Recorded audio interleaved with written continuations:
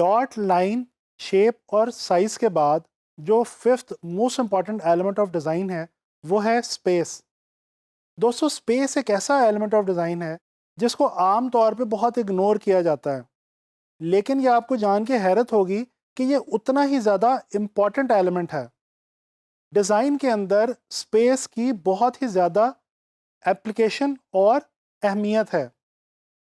आइए जानने की कोशिश करते हैं कि स्पेस क्या है और ग्राफिक डिज़ाइन के अंदर इसकी किस तरह से इम्पोर्टेंस है।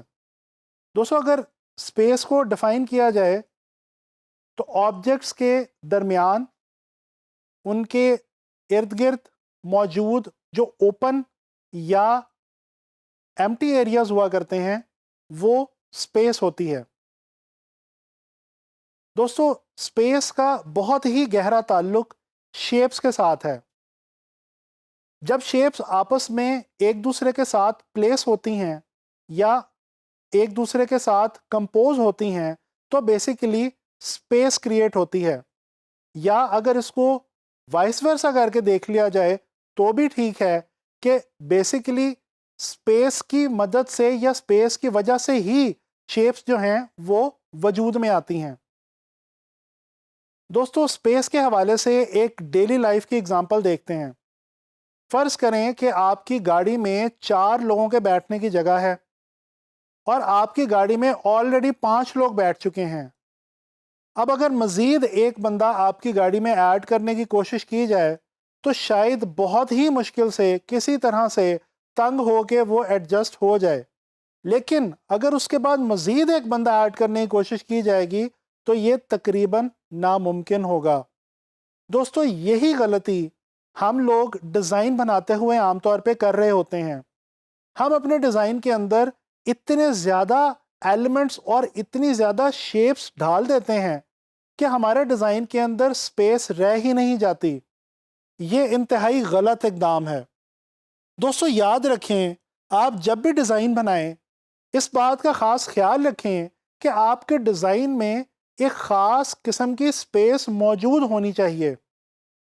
आम तौर पे हम ग्राफिक डिज़ाइन के अंदर इसको ब्रीदिंग स्पेस भी कहते हैं, यानी कि वो स्पेस जिससे देखने वाले को थोड़ा सा खुलेपन का और स्पेस का एहसास हो। दोस्तों, स्पेस आम तौर पे 2 किस्म की हुआ करती है, पॉजिटिव और नेगेटिव स्पेस। तो चलें देखते हैं कि पॉजिटिव स्पेस क्या है और नेगेटिव स्पेस क्या है। दोस्तों, आपको ये जान के इंतहाई हैरत होगी कि जब आप किसी पेपर पे कोई एक शेप ड्रॉ करते हैं तो दरअसल आपने उस पेपर पे एक शेप नहीं ड्रॉ की, बल्कि दर हकीकत 2 शेप्स ड्रॉ की हैं। एक वो शेप जो आपने स्ट्रोक की मदद से या अपनी पेंसिल की लाइन की मदद से ड्रॉ की, और एक उसके इर्द गिर्द की जो स्पेस पहले से मौजूद थी उसने भी एक शेप की शक्ल इख्तियार कर ली। तो इस तरह से आपके पेपर के ऊपर एक शेप बनाने से दरअसल 2 शेप्स बन जाती हैं। या इसको इस तरह से भी देखा जा सकता है कि जब आप किसी एक पेपर पे कोई एक शेप ड्रॉ कर रहे होते हैं तो बेसिकली आप ना सिर्फ उस पेपर या शीट पे एक एरिया ऐड कर रहे होते हैं, बल्कि इसके साथ साथ एक ख़ास एरिया सबट्रैक्ट भी कर रहे होते हैं। ये जो एरिया आप ऐड कर रहे हैं ये है पॉजिटिव स्पेस, और ये जो एरिया सबट्रैक्ट हो रहा है ये है नेगेटिव स्पेस।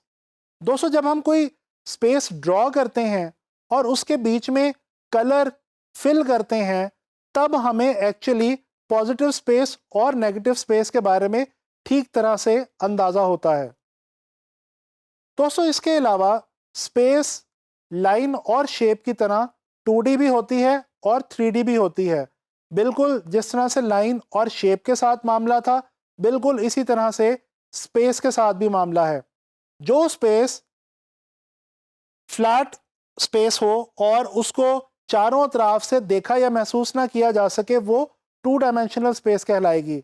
इसके बरक्स ऐसी स्पेस जिसको चारों तरफ से देखा या महसूस किया जा सके वो 3 डायमेंशनल स्पेस कहलाएगी। अच्छा, बाज़ औक़ात आपने कुछ ऐसे विजुअल्स इंटरनेट वगैरह पे देख रखे होंगे जिनके अंदर कोई ड्राइंग या पेंटिंग बनाई तो किसी फ्लैट सरफेस पे होती है, लेकिन देखने से वो 3D का तासुर देती है। दोस्तों, इसको इल्यूजन ऑफ 3D स्पेस कहा जाता है। ये एक ऐसी टेक्निक है जिसकी मदद से हम 2D सरफेस के ऊपर 3D की इल्यूजन क्रिएट करने की कोशिश करते हैं। आमतौर पे इसमें शेडिंग और पर्सपेक्टिव की टेक्निक्स यूज़ की जाती हैं, जिनकी मदद से एक 2D सरफेस को 3D स्पेस के अंदर कन्वर्ट कर दिया जाता है। दोस्तों, पिछले कुछ अरसे से डिज़ाइन और बिलखुसूस ग्राफिक डिज़ाइन के अंदर एक आर्ट एंड डिज़ाइन मूवमेंट बहुत ज़्यादा फॉलो की जा रही है, जिसको आम तौर पे मिनिमलिज्म के नाम से जाना जाता है। ये आर्ट एंड डिज़ाइन मूवमेंट इस वक्त पूरी दुनिया के अंदर ना सिर्फ मशहूर है, बल्कि पूरी दुनिया के आर्टिस्ट और डिज़ाइनर्स इसको अपने फनपारों में और अपने डिज़ाइंस के अंदर बहुत ज़्यादा यूज़ कर रहे हैं। मिनिमलिज्म है क्या? मिनिमलिज्म एक ऐसी मूवमेंट है, एक ऐसी तहरीक है जिसके अंदर आर्टिस्ट या डिज़ाइनर बहुत कम शेप्स को यूज़ करके अपनी बात, अपना एक्सप्रेशन या अपना फंक्शन बयान करने की कोशिश करते हैं। ग्राफिक डिज़ाइन के अंदर भी आजकल ये जो आर्ट मूवमेंट है, डिज़ाइन मूवमेंट है, ये बहुत ज़्यादा फेमस है और आप लोग इस मूवमेंट को फॉलो करते हुए बहुत खूबसूरत ग्राफिक डिज़ाइंस बना सकते हैं। दोस्तों, एंड में मैं आपको कुछ एग्जांपल्स की मदद से जो ग्राफिक डिज़ाइन के अंदर स्पेस की एप्लीकेशन या अफादियत है, उसको थोड़ा सा आपसे शेयर करने की कोशिश करूंगा।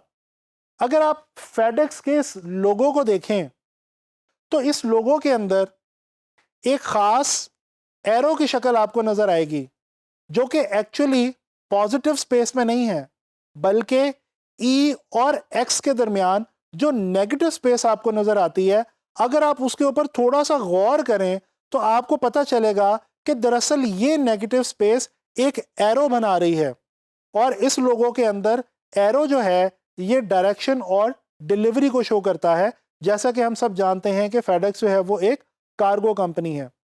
इसी तरह से अगर हम इस मूवी पोस्टर की तरफ देखें, तो हमें बज़ाहिर तो इस पोस्टर के अंदर सिर्फ एक कैरेक्टर नज़र आता है, लेकिन जब आप गौर से देखेंगे तो आपको एक्चुअली इस पोस्टर के अंदर दो कैरेक्टर्स नज़र आएंगे।